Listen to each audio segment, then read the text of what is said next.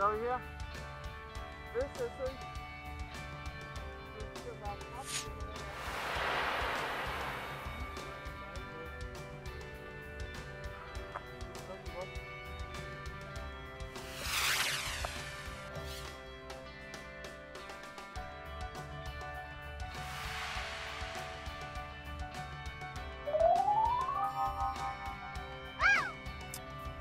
Så er vi her ved Vedsted Sø.